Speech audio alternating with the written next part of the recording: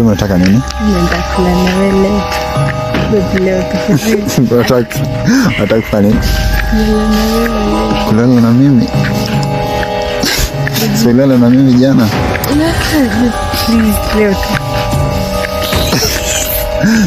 Kesho.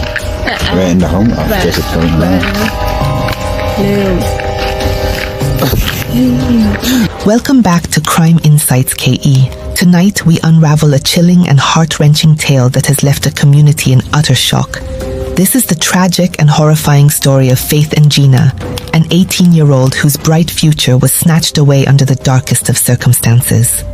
On a fateful day in April 2024, the serene village of Kagere in Nyeri County was ripped apart by a horrifying discovery. Faith Ngina was found lifeless in her parents' home, just one day after a violent and brutal confrontation with her stepfather, Kamuhia Waitiki. The looming, unsettling question is whether her death was merely a tragic accident brought on by alcohol, or if something far more sinister was at play. Faith, a brilliant student from Mahiga Girls High School, had just achieved a B grade and was on the cusp of starting her university journey. Her life, full of promise and potential, was cut short in the most tragic way imaginable. As her family prepared for a trip to Makweni, the discovery of her body left many in disbelief and profound sorrow. How could such a young and hopeful life end in such a nightmarish way?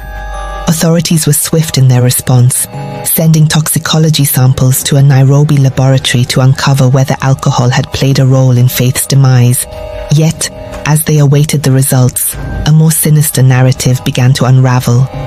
Just before her death, Faith endured horrific physical abuse from her stepfather, who was enraged by a relationship she was involved in. Christine Mukavi, Faith's mother, revealed a disturbing truth. Her daughter had turned to drugs, leading to erratic behavior and ultimately her tragic end. Mukavi disclosed that Faith had confessed to using banned substances introduced by her boyfriend. This revelation painted a grim and haunting picture of a young woman spiraling into darkness, her life torn apart by substance abuse. Meanwhile, Faith's boyfriend, Newton Kimaru, provided a chilling and spine-tingling account of the night leading up to her death. Newton described how her stepfather arrived at his home armed with a machete, lurking in the shadows and eventually violently taking Faith away. That night, when Faith heard her stepfather's menacing voice at my door, she was overwhelmed with fear. I opened the door to find him demanding that Faith come with him. Despite my frantic efforts to protect her, she was forcibly dragged away, her desperate pleas echoing in the dark, silent night. Newton's harrowing description of Faith's desperate attempts to cling to him, contrasted with her stepfather's brutal force, added a chilling layer to this tragic narrative. The next day, Newton was confronted with the unbearable reality. Faith was dead. This heart-wrenching tragedy has left a gaping void and sparked a wave of haunting questions. Christine Mukavi and Newton Kimaru have presented conflicting accounts of Faith's final days, each adding a layer of eerie complexity to this case.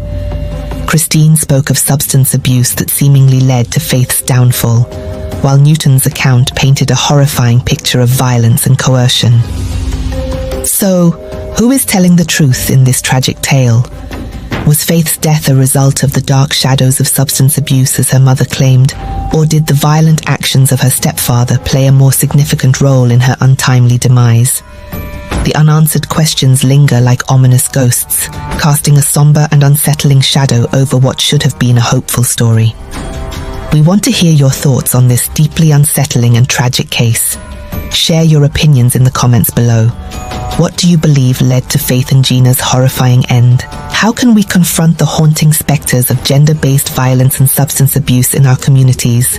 Don't forget to like, share, and subscribe for more chilling and in-depth coverage. Thank you for watching Crime Insights KE.